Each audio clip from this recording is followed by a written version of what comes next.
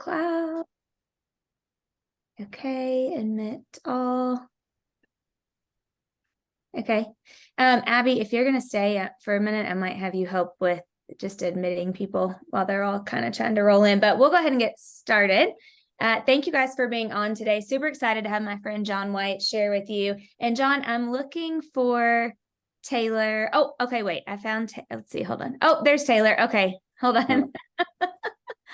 Let's see if I can get us all rolling here.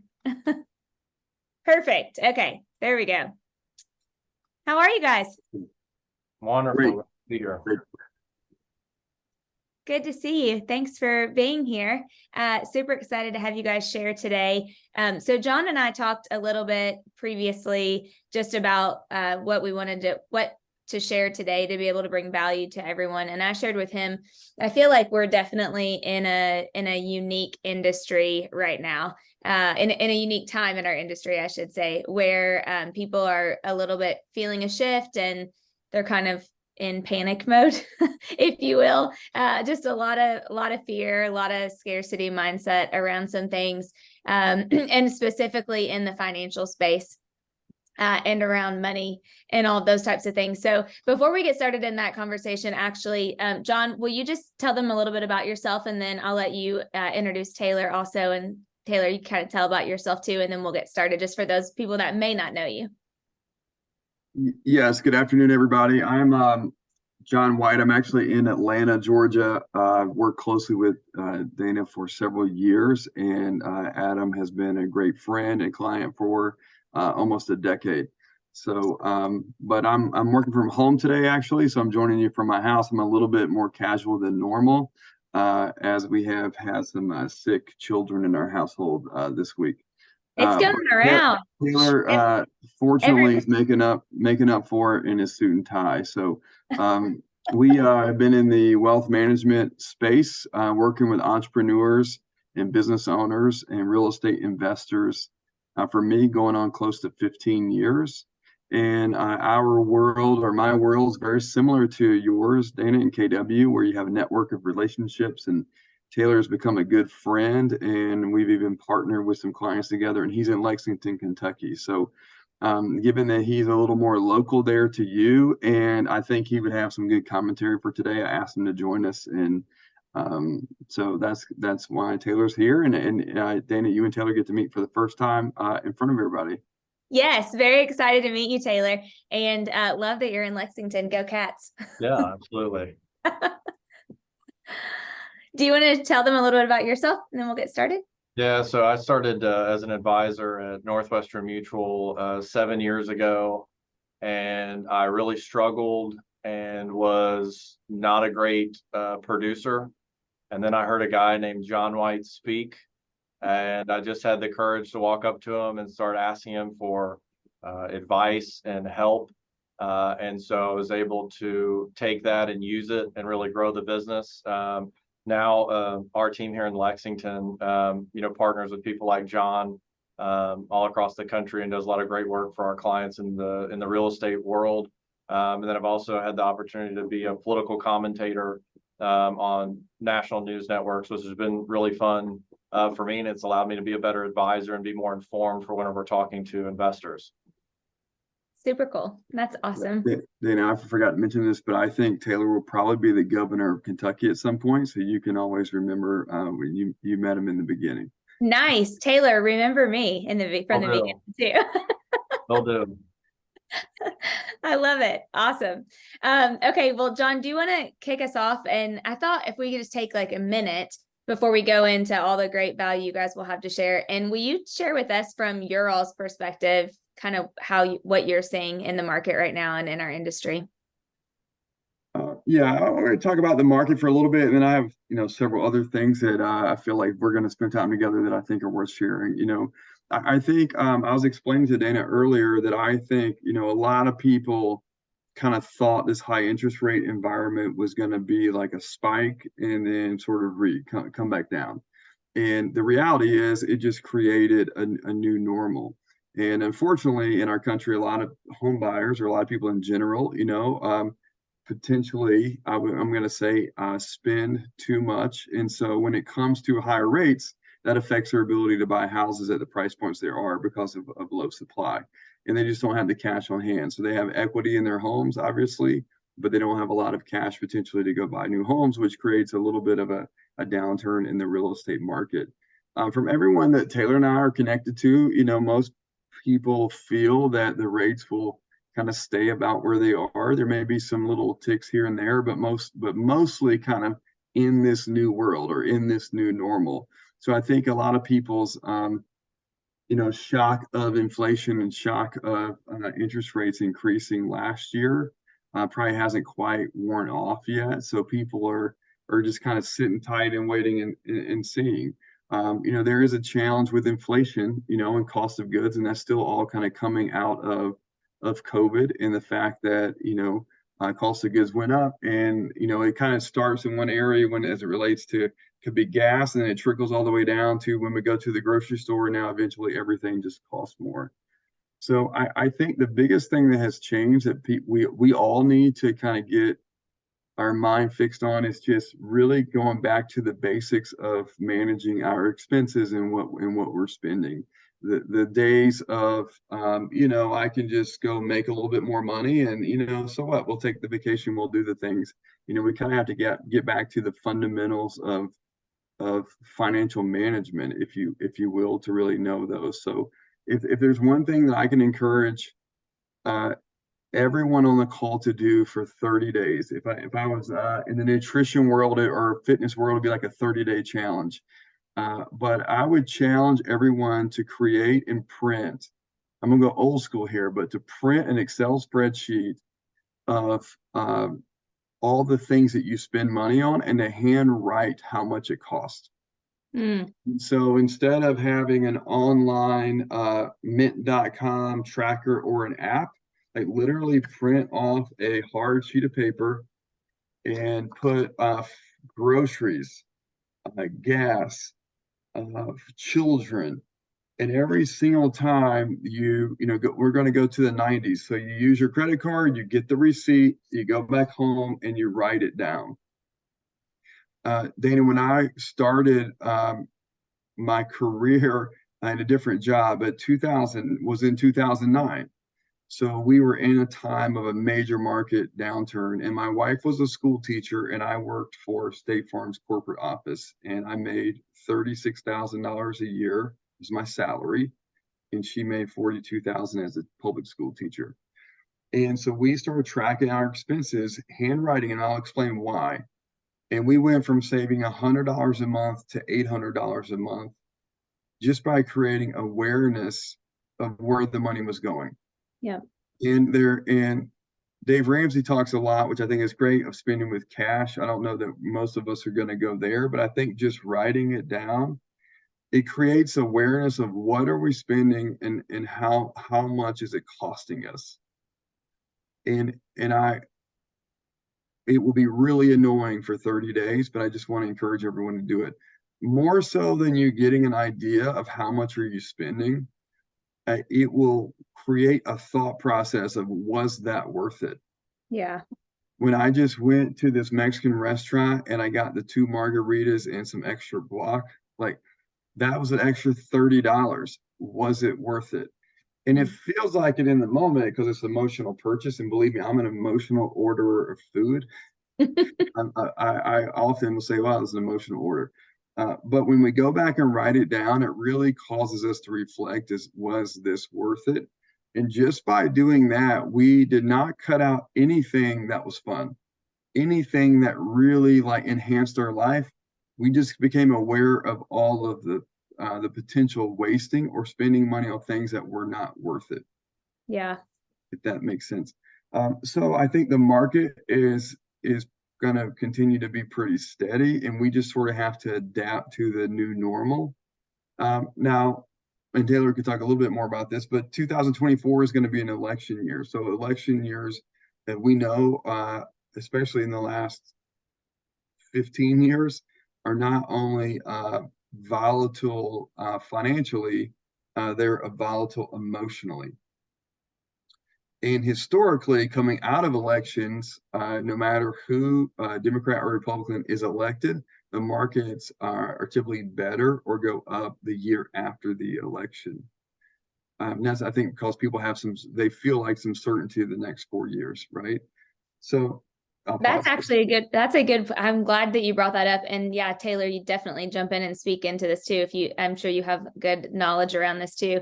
But people in our recent business planning clinic actually asked if I thought that the election year would make a big difference, because typically it does. And I'm curious to hear what you guys think around that, because some people are saying no, not as much this year, because people have lost so much trust in our, government in our country. Not to go on the political side, but I am curious kind of thoughts around that, if it will. But John, that's a good point. So the following year does usually boost. Well, I think it's less. There could be some policy changes that are discussed that could make a difference potentially, but it's really, I think it's less that. And it's more that people think about buying a home. It's more like, okay, now I know what I'm dealing with. Like whatever I'm dealing with, I don't know what I'm dealing with right now, 14 months from now. Mm. But once we have the election, whether someone agreed or disagreed, they at least know now what they're dealing with. So I think a lot of people, when it comes to home purchases right now, maybe sitting tight, we don't know what's going to happen. And then, all right, well, if it's Republican or Democrat, regardless, it's like, all right, I kind of know what the next 4 years look like. Then they begin to make a move. That could be a career move, could be a job move, could be a home purchase move, could be an investment move, could be a rental property move. But I think we're getting a lot. What I hear from people in our world, it's a lot of, sitting tight. And in the real estate industry, that creates a lot of pause. Yes. And so I'm just saying, expect people to be financially and emotionally volatile in 2024. Yeah. Which is unfortunate in many cases, but then I would anticipate that there would be some closure almost going into 2025. Yep. And so this is kind of another point we talked about, Dana, these are conversations to have. These are conversations to have with people. So if someone's going to purchase a home in 2025, they're likely going to work with someone that was staying in touch with them in 2024. In 2023, right? So yeah. In our world, there's a saying that you're highly underpaid early in your career and then overpaid later. In the real estate, I would say that's kind of where we are right now. It's like you're going to be highly underpaid in 2023 and potentially underpaid in 2024, and then potentially overpaid in 2025 and 2026, because it was for all the work that you did 2 years ago. Yep. Right. Yeah, makes sense. Taylor, anything that you would like to add to that? And guys, I'm grabbing my charger 1 second while you're going, Taylor. Yeah. I think the most powerful thing that we do in our world and you all do in the real estate world is being able to influence people to make smarter decisions. And the most powerful way to do that is to reframe the questions that they're asking. So if somebody is asking, is now the right time to buy a home because of the election coming up, or is now the right time to buy because rates are where they're at, being able to reframe and grab somebody's attention and actually have the authority in the relationship comes down to the way you lead through the questions that you ask. So if somebody asks me right now, is now a right time to get into the market because, it's high, or what would be my, rate of return? I'm always going back to them and saying, well, it's a good question, but it's not the best question. It's a good question, but it's not the best question. The real question that you're asking me is now right time to produce a good capital outcome? And the answer is yes, because if we stay in the market, if we spend more time in the market instead of trying to time it, then we're going to end up with a superior capital outcome. I met with a client the other day who's debating on if they should buy a $500,000 house. He said, is now the right time? What if rates come down next year? It's the perfect house. It's the one that they want. We've saved for it for the past several years. We've done this whole plan. And now it's like, well, CNBC says that rates are high and that, they could come down. They could go higher. We don't know. But I calculated for them and I said, well, that's not the right question. The right question is are you in a position to buy this home right now? Yes or no? The answer is yes. Now we calculated for them that if they waited a year to buy the same home, based on a lower interest rate, but the appreciation on the property was going to require a bigger down payment and a higher monthly payment, even with a percentage lower point. So I think if you can reframe the questions that prospects are asking, that the people you have relationships are asking, you can gain the authority in the relationship to reframe it to the point where you yield the control and you can have more influence in helping them make a good decision. There's actually, in terms of the elections, there's actually a ton of stuff out there that goes through it. If you notice, this is red and blue. I show this to clients all the time. When they say, oh, well, you know, if the Republicans win the House or the Democrats win the House, oh, you know, it's not going to be good. And I always go back to the data and say, well, actually, if we look at the capital outcomes of investments, red or blue, it swings one way or the other. Investors tend to do well who stay invested, not the ones who try to jump in and out and play the political game. And specifically in terms of primaries and general elections, what you see during that period of time is not crashes, you see volatility. So you can see during the non-election years and then after the election day, the market tends to straighten out. So people who think that they're going to jump in and jump out at the right time have consistently been defeated in trying to make those decisions. So we're consistently influencing those people by reframing their questions and saying, that's a good question, but it's not the best question. The best question is, what's going to yield the most capital outcome for me in the long term? And so I think resorting back to these things yields us the authority in our relationships, whether it be in real estate or whether it be in the investment world, of being able to say, it's a good question, but it's not the best one. And you can take it forward from there. And then you have the influence in that relationship. So good. I hope all of you realtors that are on wrote down the question, are you in a position to buy the home now? And that's a great question and great thing for us to be talking to our clients about right now too, by the way.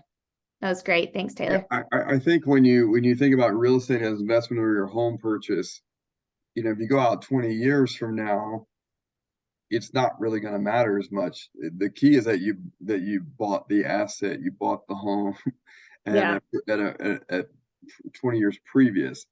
If it's a personal residence, you know, then you're tied in the less. You know, people think their personal home is, you know, an investment property, but it's really more. You know, it's about personal memories. So every year that goes by that you're not in that home that you really wanted to buy, that you can buy, you're losing memories. You're losing compounded outcomes of experiences. And so, you know, if you bought in 2018 or 2021 or 2023 or 2025, if people were like, oh man, we would have made more money if we would have bought this year. It's like, yeah, but you wouldn't have been in the house. You know what I mean? And so to help people recognize that, like, hey, this is, if this is a long-term decision, then and you can afford the home and you want the home, then the interest rate is just the interest rate. Yeah. You know, I think John, talking about the you know, you're investing, it's not an investment property, but you're investing in the memories. Some great language that I've shared with our you know, with realtors that are clients of ours or that work with us is, if somebody talks about, because everybody's irrational, like that's just the nature. We're not managing rational relationships. People make decisions based on emotion all the time. And there's a concept, there's a book called Influence is Your Superpower by Zoe Chance. And I actually got to meet her. And she has this concept of the gator and the judge. The alligator is super lazy. It acts on emotion. The judge is very logical, but everybody's inner gator typically wins whatever they want to do. Like, you know, John talking about decisions when buying food, you know, the gator wins. It's not thinking logically. And some of the best language I've ever come up with and using with people is if somebody talks to me about, well, this is the house we saved for, but, you know, the rates, the rates, what about the rates? The rates, you know, they're high. And I always go back to the piece of language, which is, it's not going to cost you this higher rate. It's going to cost you one more Christmas, one more Easter, not in that living room that we've dreamed about together for the past 5 years. That's what it's going to cost you. It's another year of delaying the life that you want to live, and everything you want to achieve is on the other side of that anxiety that you're facing right now. So we need to act in spite of it to get those memories that we want. And again, it's not going to cost you the rate. It's not going to cost you the payment. It's going to cost another year of missing those memories. that we've worked so hard to prepare ourselves for. Yeah, great point. When John and I were talking, I shared with him in the business planning clinic, some of you guys were in there. I really tried to impress upon you all that it's all about the relationship. And I know, John, you're going to talk a little bit about that too, because a lot of logical people won't trade a 2 for a 6 or a 7 or an 8 unless they have a baby, they're getting a divorce, someone passed away, they have to have that reason, that emotional reason. And if we aren't staying connected to them relationally at a really high level, we won't know we won't know those things that are happening in their lives to know that they do need to buy or sell right now. Mm-hmm, mm-hmm. Yeah, I think real estate is kind of right now probably a little bit more like how our business is most of the time. So if we're doing financial planning for someone, there's no deadline to have to do financial planning. If you need to get life insurance, there's no deadline that you have to buy life insurance. If you need to start your retirement account, there's really no deadline to saying like, hey, if you don't start on this day, you're not ever going to get to do this, And so real estate, if there's if the market is hot and there's buyers going in at a rapid rate, then you feel like the buyer feels like there's a deadline. If I don't do this now, I'm not going to get this house. And right now, I think that's probably slowed down a lot because people, think that they can be picky. And so we have to either stay in contact to know we're like, okay, you had a change in your personal situation that's created a need to move. Or the deadline is really the opportunity cost of you not having the home that you want. And the real cost is not the interest rate, is what Taylor's saying. It's the opportunity cost of even if it's just the hassle to move. It's like, okay, well, you're going to have another baby, or your kids are going to be in a better, in a different situation where, it's going to get harder to do this if you don't do it now.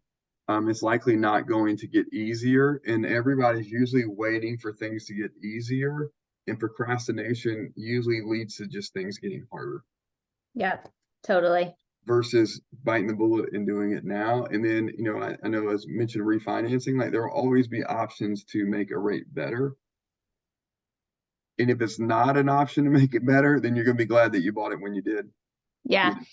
Karen had a great thing in the chat, and John, you actually know Matt King from GoBundance, but he said he just recently spoke at the summit. He said, you think the price of success is high, wait until you see the bill for regret. and that was very, very good thing to share. So thanks for the reminder. Yeah, so awesome. Okay, so switching gears off of the market a little bit, John, what did you have next that you wanted to share? I know we're going to talk about money, but also other important things that lead to good. Well, I just think, what do we focus on in this market? And it's such an opportunity to get back to the fundamentals of how anyone built their business in the very beginning, which is relationships and adding value to people. So loving people, supporting people, and adding value to them. So if you can think through some of the questions or some points that maybe Taylor mentioned or that you would have for your clients, and then make it your mission or your job for the next 30 days is to tell as many people as possible, like, hey, here's some things that you should know. Like, here's an update. Here's some things you should consider. And instead of all the emails and, Facebook posts are great, but like actually picking up the phone and calling someone and just saying, hey, I was thinking about you today and thinking about your family, and just curious if anything has changed or anything has gone on, or is there anything that I can do to be of value to you?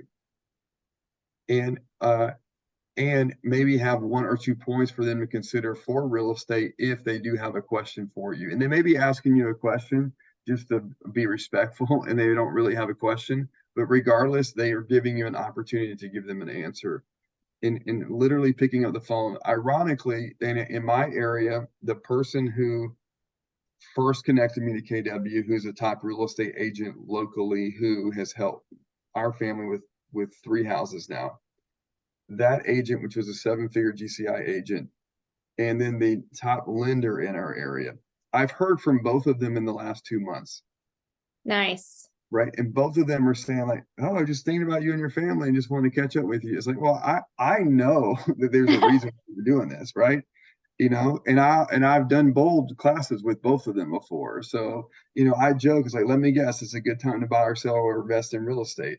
Right. But they're just working their business. They're working their contacts. They're getting back to their 20 contacts a day. They're getting back to the fundamentals of adding value to their community, letting people know about what's going on locally in their community. And I think that goes a long way, and people remember that.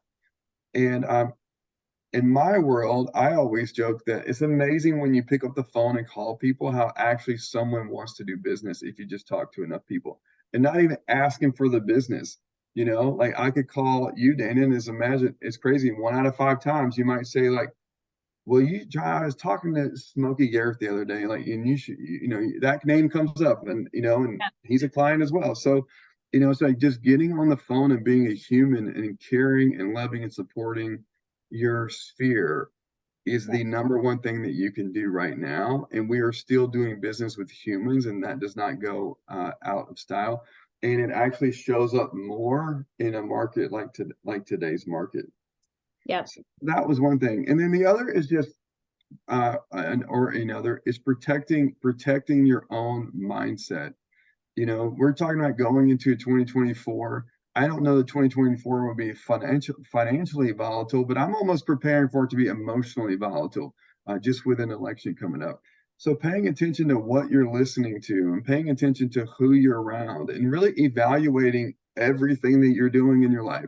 I'm evaluating right now, like what supplements I'm taking. I'm evaluating my workout routine. I'm evaluating what books am I planning to read in the next quarter. Like all of these things are building me up to be strong in preparation for 2024.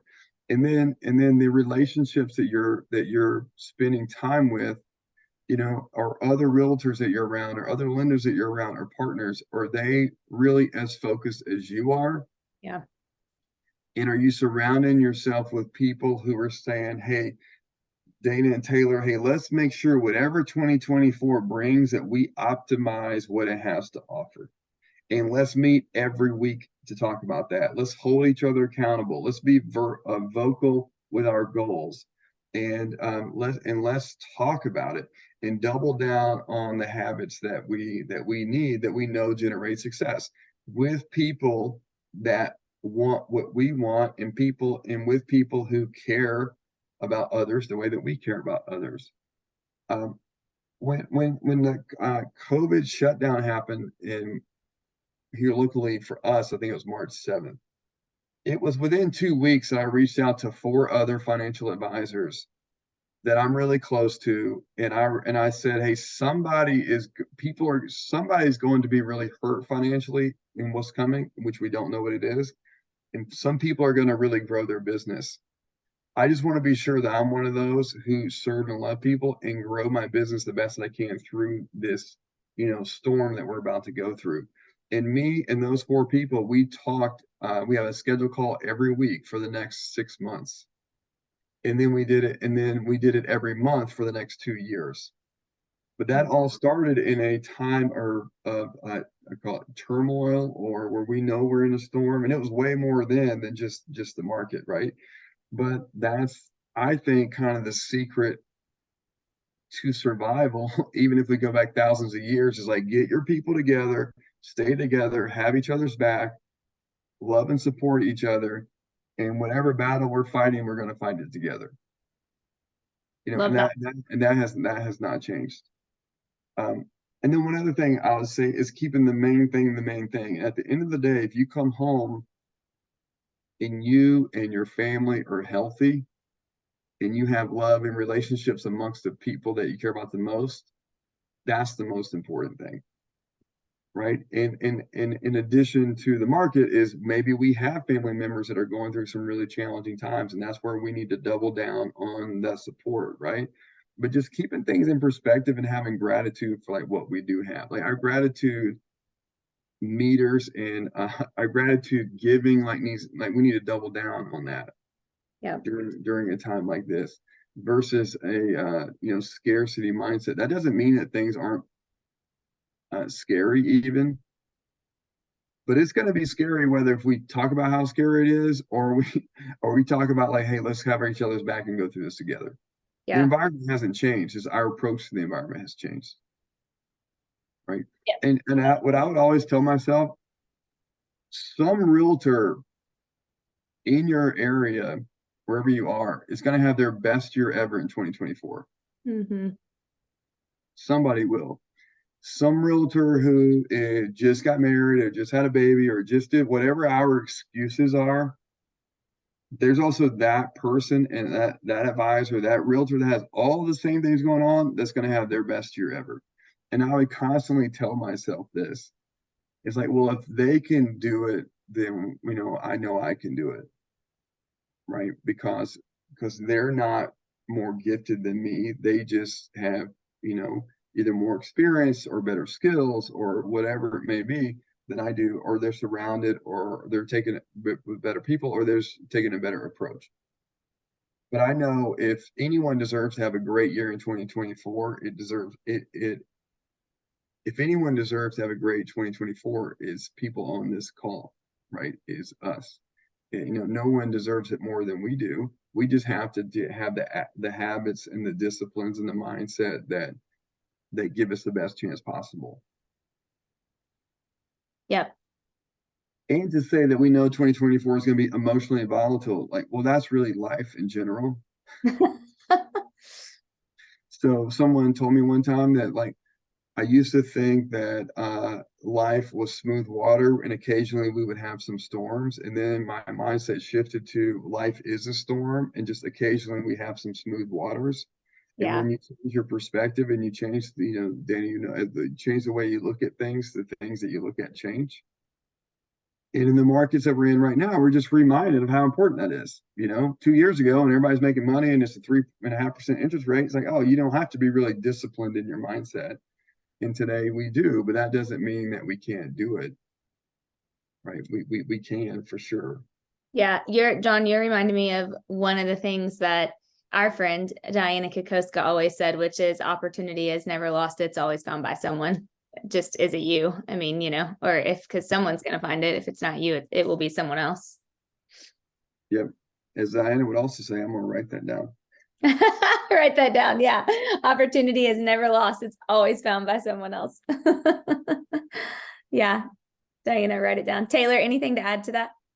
I think, and I talked to John about this before this call today. I think that in times of turmoil, it's better than not getting started at all, but hopefully you're able to start this before the times of turmoil occur, which is, I learned this. So before I was in the financial world, I worked for a congressman and a governor, and I've just been around those circles over the years. And I've noticed when I worked for them, they had no idle time. I noticed that like if they weren't in a meeting, they were talking to someone, and they all lived like they were going to die on Friday. And that's how they packed their calendars. And so I just thought, well, if I want to be successful like them, I got to do the same thing. And a great mentor of mine from that world said, you need a top 50 list.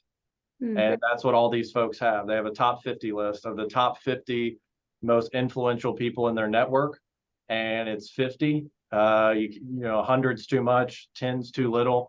You need about 50 key relationships that you need to cultivate over time. And of my top 50, only 10 are clients. But every year it gets closer and closer to getting, to all 50. But that top 50 list are consistently in contact with me because I'm just reaching out to them. And like John talked about, reaching out to people to just see how they're doing and that sort of thing. For me, I need systems in my life because things are chaotic. And so one of the things that I think anybody on this call can build is build the top 50 list and then have a consistent content base to be able to call them about. So for me, it's the Wall Street Journal. So I get the Wall Street Journal, and anytime I see an article in there that I think would be relevant to somebody in my top 50, I take a picture of it, and then I have a daily reminder to do top 50 calls. But I'll take a picture of it and I'll just write on it with my phone which of the top 50 I think it's relevant to. So for example, I saw an article about Florida real estate. I have a client who is in my top 50 who lives in Florida with some big story. I circled it. I called him this morning and just said, hey, did you see the 4th page of the Wall Street Journal? They always say no, because even if they read it, they don't remember the page and everything. But it always reminds them that, like, I'm on top of stuff. I know what's going on in the world. I'm informed. And they almost always say, oh, I read it. I don't remember. What was it? And I'll cite the article and say, well, it was about this. I just want to see, what do you think about that? Mm-hmm. That just gets people talking and it builds that relationship. So I'm not just calling them when I need a referral or when I want to talk to them about, some investment opportunity or something going on in the planning world or reviewing their tax returns, everything else. I have a consistent dialogue going on of calling those top 50. And I do that every day where I'm picking somebody in that top 50 to reach out to, which means I'm probably never going to call them more than, twice a month. But that consistent ongoing dialogue allows me to consistently be that influential person in their circle. And you will not believe the amount of times I call them to say, hey, did you see that news story? I mean, what'd you think about that? Or what's your opinion on that? And they say, oh, it's this. I was actually talking to somebody at the country club the other day that I think you need to meet. Mm-hmm. The amount of things that come out of that consistent dialogue and communication is so abundantly driven because you're genuinely calling them to check in, seek their opinion. And I learned a great lesson when I was younger with that charisma is really you seeming interested in that person, but they find you more interesting. Mm. And by doing that, they consistently have this ongoing dialogue with the most influential person in their circle, which I want to be me. So we have that consistent communication going, and that top 50 list is super important for any business owner. Well, and I think, Taylor, too, one thing you just said reminds me, Linda McKissick has always taught me so heavily about the law of reciprocity. And because when you give so much to other people, at some point, like they're going to feel obligated to give back to you in one way, shape, or form. So if you're constantly giving them value and providing them with something over and over, it's like the Gary Vaynerchuk give, ask thing that he does, jab, jab, jab, right hook, that book that he wrote, or whatever. Because at some point, you're like, okay, he's called me 5 times now telling me something. So I probably feel like the law of reciprocity to give something back. Yeah, absolutely. Yeah, I love that. Love that. Okay. So I know I promised them that we would also talk a little bit about, since you guys are key knowledgeable experts in this area, what, and John, you and I talked about how this point in our season is very different than how 07, 08, 09 was, because nobody really, they got houses when they shouldn't have been approved for homes. And they were getting foreclosed on because they didn't have what they needed to in their homes. Now it seems like we know actually statistically, people have more equity in their homes than they ever have in the history of our country. And also a lot of people are cash poor right now too. It's seeming like, just with inflation being so high and things being so expensive. So let's talk money for a minute, if we can, if you guys will just share some things that you feel like would be valuable to us, listeners, as far as financially money wise advice. Well, one thing that, and this may not apply to everybody, but I just think an area of opportunity that may be a window of opportunity. So, I have one of these meetings today, but I'm not sure people have an understanding of a traditional IRA or 401k or SEP account and compared to a Roth IRA. So when you put money into a Roth IRA, it's after tax income, and then it'll never be taxed again. So it can grow tax-free. You can take it out tax-free. A lot of people would question or think that taxes will likely go up in the future, and they may need to. I don't think there's a lot of argument about that. How you do it, is kind of what they debate. So if you have money in a retirement today, we have a lot of clients that are transitioning those traditional IRAs to a Roth IRA. And so we're moving it from a pre-tax world to a being taxed and then a tax-free world moving forward. The reason why this year or potentially next year could be a good time to do it is because when you move money from a 401k, if someone has an old, everyone's realtor. So if you had an old 401k or you have a traditional IRA retirement account, and you move it to a Roth, you do have to pay tax on that money as income. We're going to have to pay tax on that money at some point regardless. So it could be in the future or it could be now. And so here, my whole point is now may be a really good time because our incomes may be lower this year, right? So our tax bracket may be lower this year or next year just based on where the market is, and we didn't produce as much profit in our business. So it could be a little window of opportunity to consider making that change just simply because our income is lower than where it will be as the market returns, we know, in a year or two, and whenever that happens. Yep. So that could just be something for people to consider. I think when it comes to talking to people about equity in their home, it's really just are they in a home that they think they're going to be in forever? As much as you can, be somewhat of a consultant of understanding their other assets Yeah. and what other liquidity do they have. If we're not going to take advantage of your equity in a new home purchase, or there's some other ways to take advantage or leverage that equity that could make sense. This could be something that is a question that has nothing to do with them buying a new home, but it could be value add to see, can they keep that equity at work in a different way? For someone like yourself, Dana, that what we talked about is that maybe an opportunity to use that equity for passive income investments. Yeah. So just kind of, I think, talking to people in a way of seeking to understand their financial situation is value add and different than most realtors. Than just talking about, are you looking to purchase? And here's why you should, because historically rates could keep going up. Most of my Facebook is realtors talking about, if you waited in 1979, you would have had a higher interest rate in 1985. Like, that's my entire Facebook newsfeed right now. So think about, like, what can you do to be different? And to Taylor's point, the cost of waiting is not the interest rate cost. The cost of waiting is the purchase price cost, potentially. Yeah. And regardless, if you can afford the home and you want the home, none of us are guaranteed next week. So just being able to have personal and connecting conversations with people that, we all know people who were here in 2022 that were not here in 2023 because of a tragedy or for whatever reason. So, like, life is not about waiting. Yeah. Life is about living, and life is about action. And, if you can't afford the home, you shouldn't buy it. But if you can't afford the home and you really want the home, to that point, we're not guaranteed next week. Make the memories now, take action now. And the cost is not the interest rate, it's the opportunity cost. And John, I was just at a mastermind 2 weeks ago, where an economist was saying, like, if you look at the trends, the home prices are not trending to come down. In fact, oh shoot, I had it on my desktop and I think I might have erased it. But it was across the United States, each state's home appreciation amount from pre-COVID, from like January of pre-COVID until today. And the average is like in the 40%.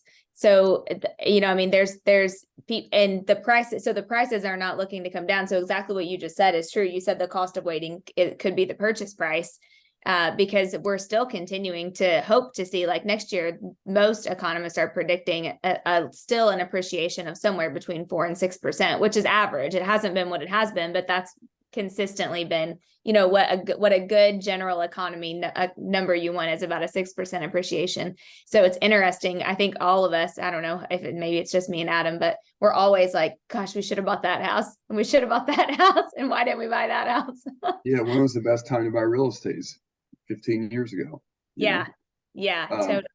And Gary Keller always says, like, the only bad time to sell a house is when you have to. And kind of what Taylor, you hit on earlier, like, if you're just in it to hold, into, like, I think of the McKissicks, they are where they are because they've held for so long. And Linda actually even said that on our podcast that dropped today.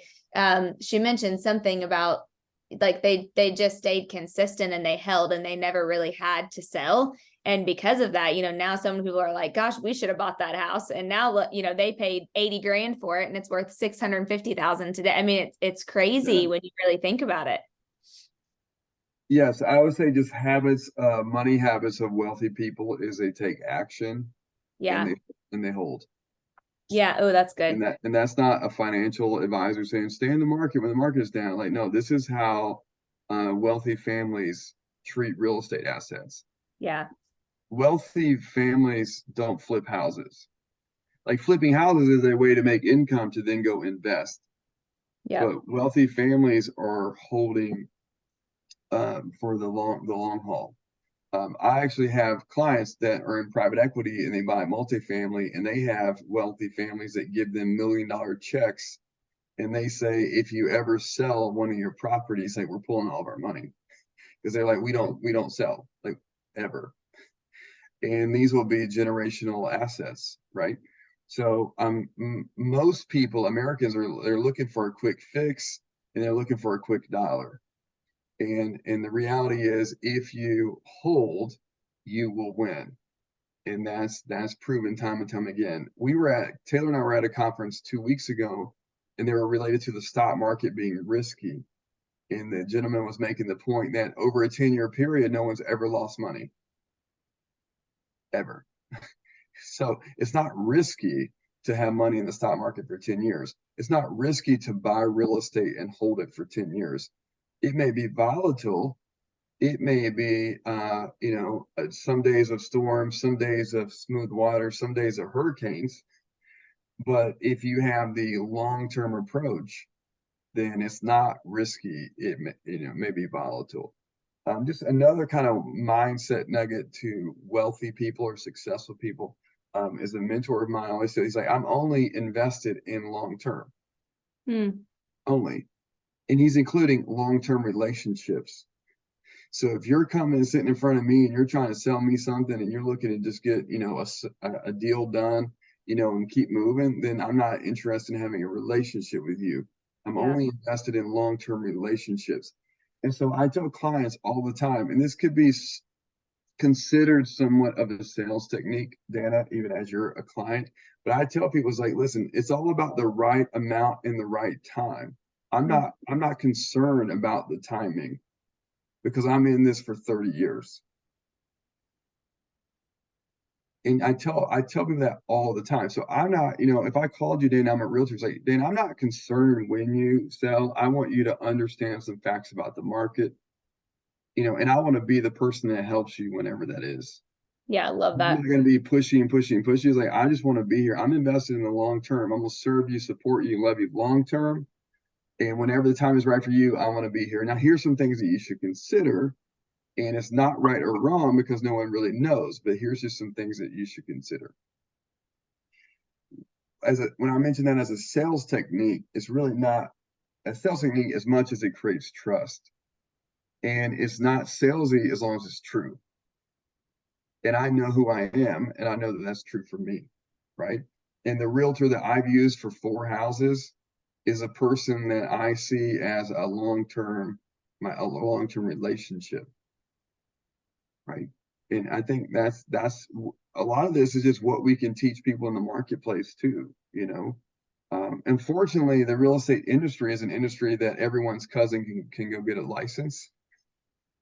So good news, those random family members that had a license, they don't have a license anymore. And that objection is probably going to go away in 2024. Yes, it's definitely a lot of people are getting out. Yes. Sorry, I'm having a dog freak out moment in the background. Amazon is here. Taylor, anything you would add, or when it comes to the money habits for wealthy people and or right now with clients? Yeah, I think one of the most powerful things that you can do that we do daily is future cast for somebody, their future self, and have them mentally think backwards to where they are now and talk about to them, would your future self, or how would your future self feel if you were looking back at the 38-year-old version of you at 48, looking at the decisions we're making now and looking at what that future value would be.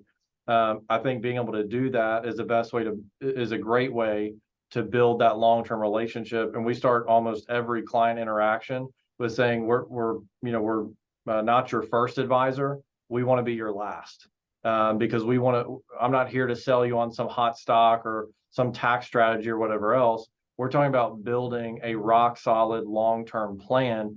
And I think when y'all meet with somebody and it's the first home that they're buying, or it's the first home that they're looking to buy with you, being able to say to them, my goal is not to sell you this house and send you, a box of assorted nuts on Christmas and then never hear from me again. My goal is to be the last realtor you ever work with, because we have an ongoing advisory type relationship where I'm consistently in touch with you, talking about what's going on in the market and be able to make, those life changes in a definitive manner rather than a transactional manner. And if you can take that future self, think of the 60-year-old version of you that's retired, and you can look at these smart acquisitions we made over time. We're both going to be super proud of what we've built together over that relationship versus a transactional type relationship. So I think helping people future cast out and then track backwards. I've had to do that myself in our own business by saying, what does the 50-year-old version of me want our business to look like? And do I have the people now in order to get us there? Because I can't wait till 49 to build the staff and the team and the office and everything that we need. I need to start acting as if I'm already that future self. And if you can help people get into that mindset when they're, in this acquisition or sales type position in real estate, it really broadens that relationship and it makes you that go-to center of influence in that relationship. Yeah, love that. So good. So good. Yeah. Are you guys generally seeing still just cash is king, or advising people keep as much cash as you can? Or can you answer? Yeah, well, compliantly, everyone's situation is different. I think it does really matter in, is someone a business owner, or what does their cash flow look like? The beauty, I heard someone say cash is king, but cash flow runs the universe. So back to investment properties, passive income. You don't need as much cash if you have cash flow. So if someone has strong cash flow, then it's the same conversation with investing as it is with buying a home. The opportunity cost of waiting. If someone doesn't have strong cash flow, which could be a realtor right now, then in that case, liquidity is how I describe it. Liquidity is essentially very important right now. And I'm saying liquidity because liquidity might not be cash. Liquidity might be your home equity line of credit, back to all that equity data, right? So helping people think through, what are your liquidity sources? I can borrow against my life insurance cash value. I can borrow against an investment account. I've got my cash in the bank. I've got my home equity line of credit against my home. Now if people have a lot of equity, it could be a good time to go get a HELOC, even if the interest rate is higher than what they would think, just as a safety net. Like, that's a value add. Someone told me once, you can never get the loan from the bank when you really need it, so get it when they'll give it to you. But these are just conversations. So I would say, depending on someone's profession or their career or their financial situation, but opportunities are going to be coming, and someone's going to find them, and you cannot take advantage of opportunities without cash or without liquidity. Taylor, you have anything you want to add to that? I know we got to wrap up here soon. Yeah, again, everybody's situation is different, but I think quantifying for people, surplus cash is negative on your balance sheet because it's not doing anything for you. I always think, you got to have a rainy day fund, you got to have emergency funds, but anything beyond that, that's just idle, is actually net negative on the balance sheet because of inflation. It's working against you. And inflation is the greatest tax we'll ever have because the Fed just keeps printing money. And the fact is like, we can't change that. I'm a big proponent of like stoicism and controlling what you can control. None of us can control the Fed. We can't control how much they print. We can only control how we react and strategize around it. And so when I meet somebody with surplus cash, I'm always talking about, well, what can we do to get this money working for you? Because right now it's working against you. It needs to go into a long-term rental property. It needs to go into an investment account. It needs to go into something so it's no longer working against you. I actually saw BlackRock came out with a study of where cash flows were going right now over the past since COVID in the market. And it was so shocking to me that I couldn't believe it. 40% of cash flows were going to retail bonds, CDs, and then other cash alternatives. Those are effectively guaranteed net losers net of inflation. And it's because there's a disconnect between the definition of risk and safe. People think, oh, well, if I put it in the market, it could go down. That's risk. Risk, by definition, is the probability of a permanent loss of capital. Nobody's ever lost money in the S&P 500 or real estate in the long term because of the S&P 500 or real estate itself. The only time anybody's ever lost money in those things is because they transact at the wrong time. They transact in a down market. So if you can control the emotions to avoid selling something at the wrong time, you're going to win 100% of the time. Taylor, I just had this conversation too with several other operator friends of mine too. At some point, a lot of cash is a liability too, Yeah. right? I mean, like we've been kind of having some of those conversations too lately about just could it be? So not only is it net negative, I think, which is what you Yeah. said, also could There's be a real estate development company that's looking to get bought by private equity. And they looked at their valuation that they got because rates are higher. And they said, this valuation is like, we're not happy with it. And I said, well, you have one big fat glaring problem is you have way too much cash and they're accounting for it of what they're buying is that piece of the pie is a liability.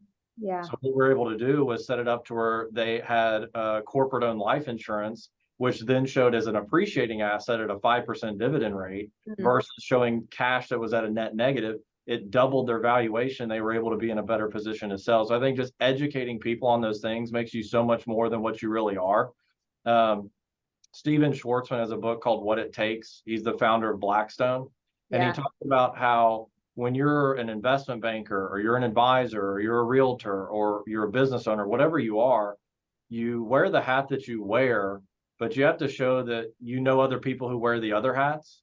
So that when you get into a conversation and somebody says, oh, we're really worried about, currency manipulation, you can say, well, have you ever thought about partnering with firms that specialize in that? And then you can be the connector to them for that. So when somebody's on too much cash and it becomes a liability, being able to say, well, have you ever thought about X? Rather than saying, well, you should do X, you should say, have you ever thought about X as a solution? And then they can kind of bring themselves to that conclusion. Yeah, love that. Love that. Well, this has been great. Thank you all so much for just sharing and for everything that you shared and gave knowledge around today. And speaking of law of reciprocity, I have 2 people who have texted me saying that they need to be in touch with maybe somebody new. So how can they find you guys and reach out to you guys and all those things? I can put my email here in the comments, so that's probably easiest. Perfect. And I'll copy and paste it on Facebook as well. And I'll include Taylor, and then of course, Danny, you have my, there we go, Taylor, and then Danny, you have my cell phone. If Yep. So. Yep. Yep. Perfect. Okay. I'll share these also on, okay. Copying and pasting. Great. I mean, this was, I'll just say this real quick. This was a joke at my gym this morning. So I have a client who goes to my gym. He's bench pressing and I'm joking, pretending to be a meathead. I give him a tip about his bench pressing and he goes, oh, this helped me so much. It's so much. And he's kind of laughing, but I say, look, as your financial advisor, my goal is to always add value to you in multiple ways beyond just helping you with your finances, right? And that's kind of what we have to do now. Like we have to add value to people outside, not just now, it's really what we should always be doing. But more so now. Outside of what we do that we get paid on. And now is the time to double down in that way, which creates value to other people, which makes us memorable. And so it's like, hey, when you get me, you don't just get this home purchase, you get a lot of other things and you get a long-term relationship, but you get a lot of other value. So, and Dan, you've been that to me in multiple ways. So thank you so much. And maybe we'll meet some others later. And this was a lot of fun. Yeah, same to you. Thank you. Taylor, thanks for joining us also. Great to connect. Thanks, John, for the connection, and we appreciate it. So their emails are in the chat. If you guys have any more questions, I would highly recommend reaching out to them.